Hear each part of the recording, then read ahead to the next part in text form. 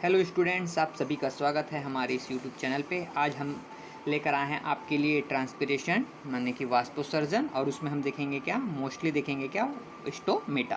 तो चलिए शुरू करते हैं हमारा टॉपिक ट्रांसपिरेशन। जैसे कि आप सभी को पता है कि ट्रांसपिरेशन का मतलब क्या होता है, वाष्पोत्सर्जन होता है।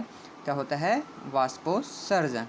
वाष्पोत्सर्जन को अगर हम संधि विच्छेद करें तो क्या होता है, ये दो भागों से मिलकर बनता है, वाष्प और उत्सर्जन। मतलब कि किसी भी प्लांट से क्या होगा, वाष्प यानी कि जल का क्या होना, बाहर निकलना ही क्या कहलाता है, वाष्पोत्सर्जन कहलाता है। ठीक है, चलिए देखते हैं इसके जनरल इंट्रोडक्शन देखते हैं। सबसे पहले क्या लिखा है मैंने, वाइटल, मतलब कि वाष्पोत्सर्जन जो होता है एक प्रकार का क्या है, जैविक क्रिया है। ठीक है, वेपर, सेकंड मैंने के लिए वेपर। तो जो पौधों के जो वायवीय भागों के द्वारा क्या होते हैं, जो आंतरिक ऊतकों में मतलब इंटरनल टिश्यू में उपस्थित जो जल जो है वह वेपर के रूप में वातावरण में बाहर निकाल देते हैं। तो यही जो प्रक्रिया होती है क्या कहलाती है, वाष्पोत्सर्जन कहलाती है। फिर क्या लिखा है मैंने, कंट्रोल गार्ड सेल, मतलब कि यह है कि इस तरह जो होते हैं वाष्पोत्सर्जन की जो क्रिया होती है वह रक्षक कोशिकाओं के द्वारा क्या होती है, नियंत्रण होती है। फिर है अपना नेक्स्ट पॉइंट है यूनिवर्सल फिनोमेनन, मतलब कि सार्वत्रिक प्रक्रिया। मतलब कि यह है कि प्लांट जो होता है उसमें उच्च वर्गीय पौधों में जो है, जो सबमर्ज्ड एक्वाटिक प्लांट, मतलब जो जल में पूर्ण रूप से डूबे हुए होते हैं, उनको छोड़कर सभी प्लांटों में यह सार्वत्रिक प्रक्रिया होती है। जो पौधों की जड़ों के द्वारा क्या करते हैं, मृदा से अत्यधिक मात्रा में जल का एब्जॉर्प्शन कर लेते हैं और इसका कुछ भाग जो है पौधे इसका यूज़ कर लेते हैं। और वाष्पोत्सर्जन की क्रिया के द्वारा 90 से 95% जो भाग है वाष्पोत्सर्जन के द्वारा क्या कर ली जाती है, इसको बाहर कर दी जाती है। अब बात आता है कि वाष्पोत्सर्जन जो पौधों में होता है क्या अपने आप कर लेगा क्या, नहीं। इसके लिए क्या होता है, एक स्पेशल स्ट्रक्चर का फॉर्मेशन होता है या पाए जाते हैं प्लांटों में, वह पाए जाते हैं। कौन कौन से होते हैं वह, stomata, lenticels, cuticle and bark. ठीक है, तो ये था आपके ये पहला। चलिए अब इसके बाद हम देखते हैं क्या, इसको हम लोग वाष्पोत्सर्जन क्रिया का डिमॉन्स्ट्रेट प्रदर्शन करते हुए देखते हैं। तो देखते हैं कि इसके लिए रिक्वायरमेंट मटेरियल क्या है। एक बेल जार जो है जैसे कि आप देख रहे हो, दूसरा है पॉट मतलब गमले में लगा हुआ प्लांट, और क्या है, कांच की प्लेट, ऑयल क्लॉथ मतलब तेल युक्त कपड़ा, ग्रीस और थ्रेड। चलिए इसको प्रयोग करते तो क्या होता है, सर्वप्रथम क्या है, जैसे कि आप देख रहे हो जो प्लांट है उस प्लांट को क्या किया गया है, एक जो प्लांट है गमले को तेल से भीगे कपड़े या फिर क्या करते हैं उसको चारों ओर से क्या कर देते हैं, उसको जो जड़ें होती हैं, ये वाला भाग, ये वाला जो भाग होता है, इस वाले भाग को क्या कर दिया जाता है, ऑयल प्लांट से जो तेल से युक्त जो भीगा हुआ जो कपड़ा होता है या पॉलीथीन से ढक देते हैं, ताकि क्या होता है कि मिट्टी में उपस्थित जो जल का क्या ना हो सके, वाष्पीकरण ना हो सके। अब गमले को क्या करते हैं, कांच की प्लेट पर, ये जो दिख रहा है आपका ये कांच की प्लेट के ऊपर जो है, कांच की प्लेट के ऊपर रख देते हैं और इसको चारों ओर से क्या होता है, एक बेल जार के से ढक दिया जाता है। और कांच की प्लेट एवं बेल जार के मध्य जो है, यहाँ पे जो है ग्रीस की परत लगा दी ताकि उसमें एयर ना जा सके। फिर कुछ समय के लिए इसको क्या करते हैं, प्रकाश में छोड़ देते हैं। जब इसका ऑब्जर्वेशन करते हैं तो 7 से 8 घंटे पश्चात जब हम देखते हैं तो जो बेल जार की जो आंतरिक जो बूंदी होती है, जैसे ये दिख रहा है, ये इसमें आंतरिक जो बूंदें होती हैं, इसमें क्या होता है कि इसमें जल की बूंदें दिखाई देती है। और यही जो होता है वो किसका परिणाम होता है, यह किसका होता है, आपका वाष्पोत्सर्जन की क्रिया के द्वारा होता है। चलिए बढ़ते हमारे अगले टॉपिक की ओर। हमारा अगला टॉपिक है टाइप्स ऑफ ट्रांसपिरेशन, मतलब कि वाष्पोत्सर्जन के प्रकार कौन से होते हैं। वैसे 3 प्रकार के होंगे। तो सबसे पहला देखते हैं हम अभी क्या, सबसे पहला प्रकार का देखते हैं हम क्या, स्टोमेटल ट्रांसपिरेशन। मतलब कि ये होता है कि रंध्री वाष्पोत्सर्जन। इस प्रकार का जो वाष्पोत्सर्जन जो होता है ना पत्तियों में, आप सभी को पता होगा कि ये पत्तियों का सबसे ऊपरी वाला भाग है, यह एपिडर्मिस है। इस एपिडर्मिस के ऊपर हल्का सा क्या होता है, ये यहाँ पे क्यूटिकल की लेयर पाई जाती है और यहाँ पर छोटे छोटे क्या रंध्र पाए जाते हैं। छोटे छोटे छिद्र जो दिखाई दे रहा है वो क्या होता है, रंध्र होता है। और इस रंध्र को घिरा हुआ भाग रहता है वो क्या होता है, गार्ड सेल होता है। ठीक है ना। तो वाष्पोत्सर्जन जो होता है, पत्तियां एवं कुछ जो रूपांतरित तने होती हैं उनकी एपिडर्मिस वाले भाग पर, देखो ये एपिडर्मिस वाले भाग पर, अपर या फिर लोअर एपिडर्मिस वाले भाग पर क्या करती है, एक छोटे क्या बोल सकते हो, उसमें एक छिद्र पाया जाता है जो कि वही वाला भाग क्या कहलाता है, आपका स्टोमेटा कहलाता है। और यह जो होता है इसका काम क्या होता है, यह जल तथा वायु के आवागमन मतलब कि एक्सचेंज करता है। जैसे कि देख सकते हो यहाँ से ऑक्सीजन बाहर निकल रहा है, जल बाहर निकल रहा है, कार्बन डाइऑक्साइड अंदर जा रहा है, मतलब कि transport to oxygen and carbon dioxide. ठीक है, तो इस तरह से क्या होता है कि जब रंध्र ओपन होते हैं तो पौधों के शरीर का जो जल है वाष्प के रूप से बाहर निकलता है, और इस तरह के जो वाष्पीकरण होता है उसे क्या कहा जाता है, वाष्पीकरण कहा जाता है। क्या कहा जाता है उसको, वाष्पीकरण कहा जाता है। ठीक है, बढ़ते हैं अगला टॉपिक। हमारा अगला टॉपिक है क्या, क्यूटिकुलर ट्रांसपिरेशन, मतलब कि उपत्वचीय वाष्पोत्सर्जन। अभी मैंने आपको एक स्ट्रक्चर बताया था, ये हो गया आपका एपिडर्मिस वाला भाग हो गया, और इस एपिडर्मिस के ऊपर क्या होता है, एक लेयर पाया जाता है। इसी लेयर को क्या कहा जाता है, आपका क्यूटिकल कहा जाता है। क्या कहा जाता है, उसी को क्यूटिकल कहा जाता है।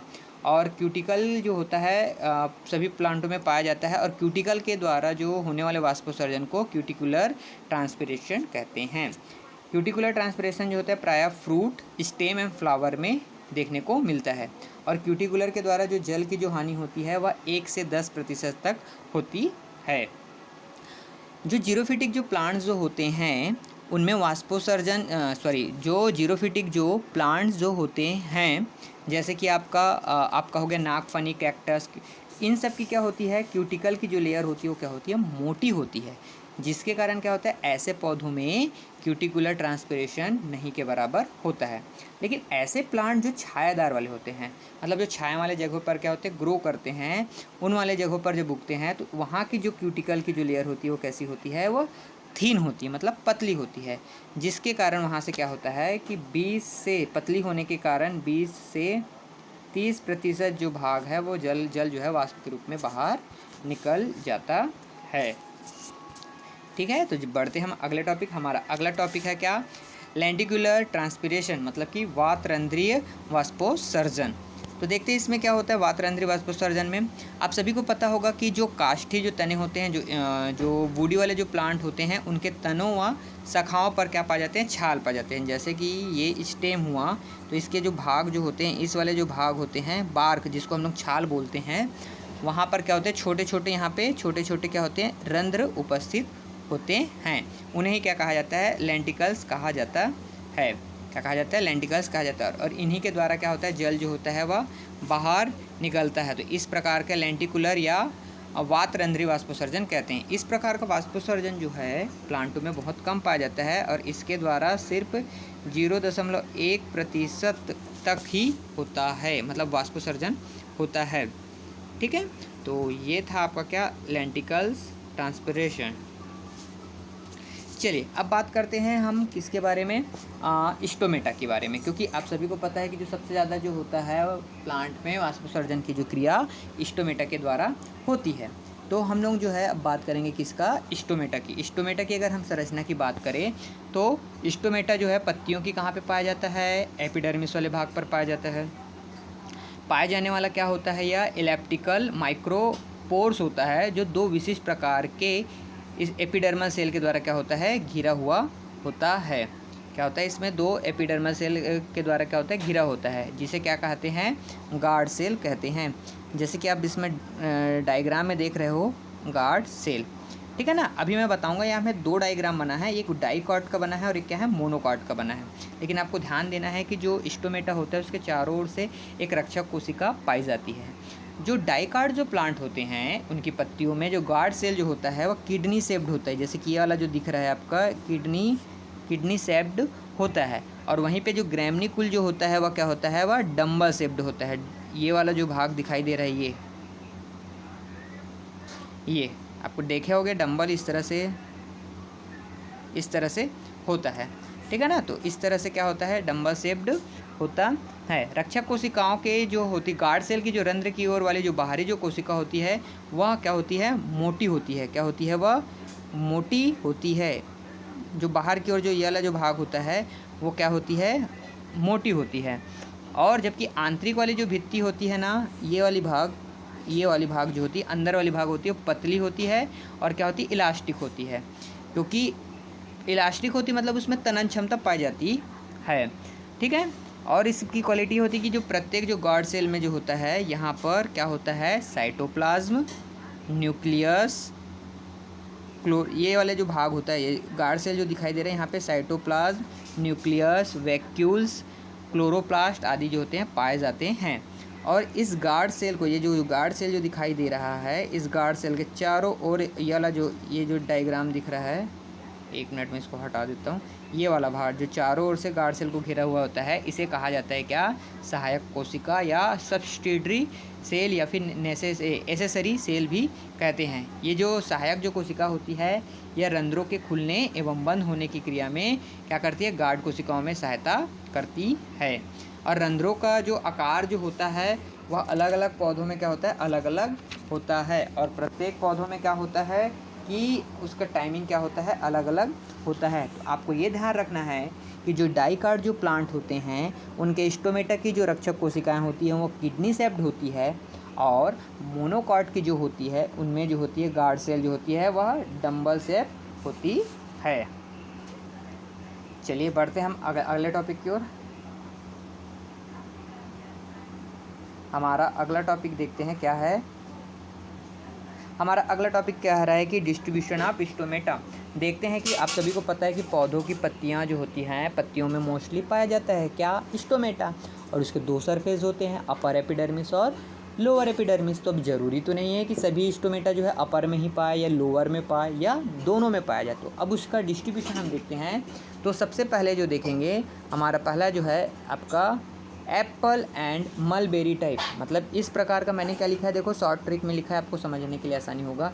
इस प्रकार के एपिडर्मिस जो होते हैं वह पत्तियों की लोअर एपिडर्मिस वाले भाग पर पाए जाते हैं। उन्हें ही क्या कहा जाता है? एप्पल और मलबेरी प्रकार कहा जाता है। तो सीधी सी बात है भाई, जैसा नाम है वैसे इसका एग्जाम्पल होगा, एप्पल में ही ये पाया जाता है।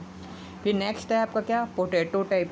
इस प्रकार के में क्या बोल देखो, इसमें क्या होगा, देखो इस प्रकार की जो पत्तियां होंगी उसकी लोअर एपिडर्मिस हाई, मतलब इस प्रकार के जो स्टोमेटा होते हैं वो लोअर एपिडर्मिस पर क्या होते हैं? स्टोमेटा की संख्या क्या होती है? अधिक होती है। और अपर एपिडर्मिस पर क्या होती है? उसकी संख्या कम होती है। एग्जाम्पल है आपका क्या? पोटैटो मीन्स आलू, और बीन, बीन मतलब है यहाँ पे सेम। फिर है नेक्स्ट है ऑड टाइप, मतलब कि आपका जय प्रकार का है। Both surface are equal. क्या समझ आए स्टूडेंट इसमें? मतलब ये है कि इसमें इस प्रकार के जो स्टोमेटा होते हैं वो पौधों की दोनों सरफेस पर लोअर और अपर एपिडर्मिस वाले भाग पर बराबर मात्रा में पाई जाती है। फिर क्या बोला जा रहा है? Water lily. वाटर लिली मतलब ये बोला जा रहा है भैया, वाटर लिली मतलब आपको दिमाग लगा लेना, कमल का एक एग्जाम्पल जो जल में पाया जाता है। तो थोड़ा सा दिमाग लगाना है। कमल का जो प्लांट जो लीफ देखोगे उसका अपर सरफेस कहाँ होता है? ऊपरी भाग में होता है। और लोअर सरफेस कहाँ पे होता है? वह जल में होता है। तो सीधी सी बात है, कहाँ पे पाया जाएगा वो? यस, कहाँ पाया जाएगा वो? अपर एपिडर्मिस में। तो इसलिए इसमें ऑल फ्री फ्लोटिंग प्लांट्स में पाए जाते हैं। फ्लोटिंग प्लांट मतलब जो जल में जो तैरते प्लांट है ना, जिसका निचला सिरा जल में होता है और उसका ऊपरी सिरा वायु की ओर होता है, उसे फ्लोटिंग प्लांट कहते हैं। ठीक है। नेक्स्ट है आपका पोटेमोजिटॉन प्रकार का। इस प्रकार में क्या लिखा है मैंने? एब्सेंट। तो इस प्रकार के जो प्लांट्स होते हैं इसमें स्टोमेटा जो होते हैं एब्सेंट होते हैं, क्योंकि क्या लिखा है? All submerged aquatic plant. जितने भी जली जो प्लांट होते हैं जो पूर्णतः रूप से क्या होते हैं? जल में डूबे हुए होते हैं। तो सीधी सी बात है, जल में डूबे हुए होते हैं, इस कारण उसमें स्टोमेटा नहीं पाए जाते हैं। चलिए बढ़ते हम अगले टॉपिक की ओर। हमारा अगला टॉपिक क्या बोला जा रहा है? Classification of stomata on the basis of daily movement. मतलब अब हम क्लासीफाई करेंगे। हमने अभी क्या किया? डिस्ट्रीब्यूशन के आधार पे देखा था। अब हम क्लासिफिकेशन कर रहे हैं। स्टोमेटा का बेस रहेगा क्या? Daily movement. डेली मूवमेंट मतलब स्टोमेटा के ओपन होने के टाइमिंग के आधार पर। कोई ये ज़रूरी तो नहीं कि स्टोमेटा का एक पर्टिकुलर टाइमिंग हो कि वो 2 बजे खुलेगा, कि रात के 1 बजे खुलेगा, कि सुबह 5 बजे खुलेगा, या फिर सभी 24 घंटे ओपन। हम सभी में क्या होता है? अलग अलग प्रकार के होते हैं। तो चलिए देखते हैं इसकी क्या क्वालिटी विशेषता है। तो सबसे पहला है इसमें क्या? अल्फ़ा प्रकार का। आप मेरे जो शॉर्ट नोट्स मैंने बनाया है उसको देखकर आप आसानी से समझ जाएंगे। जैसे कि आपको समझ आ रहा है कि 24 आवर्स ओपन, मतलब इसमें क्या होता है कि इस प्रकार के स्टोमेटा जो होते हैं जो 24 आवर्स जो होते हैं क्या होते हैं? ओपन रहते हैं। इसका कारण क्या है कि प्रायः जो पतली जो पत्तियां होती हैं, पतली पत्तियों में क्या होते हैं? इस तरह के पाए जाते हैं। मैंने इसमें एग्जाम्पल आप देख रहे होंगे, मैंने लिखा है मस्टर्ड मतलब सरसों, मूली, मटर और बीन। ये इस प्रकार की जो पत्तियां होती हैं उनमें स्टोमेटा जो है 24 आवर्स ओपन रहती है। फिर नेक्स्ट है क्या? Potato type. क्या लिखा है मैंने, ओनली इवनिंग। क्या समझ आया, ओनली इवनिंग मतलब केवल शाम को। उसके बाद क्या मैंने क्या लिखा है, सम आवर, मतलब शाम के समय सिर्फ कुछ घंटों के लिए ही ओपन होती है। उसके बाद स्टोमेटा क्या होती है, बंद रहती है। एग्जाम्पल है आपका आलू, प्याज, लौकी और बंद गोभी। ठीक है। फिर है नेक्स्ट है आपका बार्ली टाइप का। मैंने क्या लिखा है यहाँ पे, डे समा में, मतलब इस दिन के समय ही खुलता है, वो भी कुछ घंटों के लिए। मतलब दिन के समय जो होता है, रंध्र जो है दिन में कुछ घंटों के लिए खुलते हैं तथा शेष दिन एवं संपूर्ण रात्रि भर क्या होते हैं यहाँ पे बंद रहते हैं।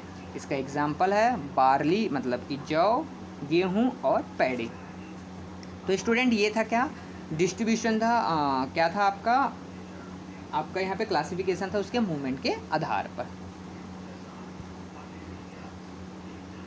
तो स्टूडेंट आपको ये वीडियो कैसा लगा आप हमें कमेंट्स बॉक्स में ज़रूर बताएं, और आपको ये वीडियो अच्छा लगा हो तो इसे लाइक करिए और इसे शेयर करिए। और अभी तक आपने हमारे इस YouTube चैनल को सब्सक्राइब नहीं किया है तो आप जल्द से जल्द सब्सक्राइब कर लीजिए, ताकि आने वाले समय में आपको यूं ही मज़ेदार आपको वीडियो प्राप्त होते रहें। हम आगे और देखेंगे कुछ मज़ेदार वीडियो के साथ, तो मिलते हैं फिर हम नेक्स्ट वीडियो में। Thank you.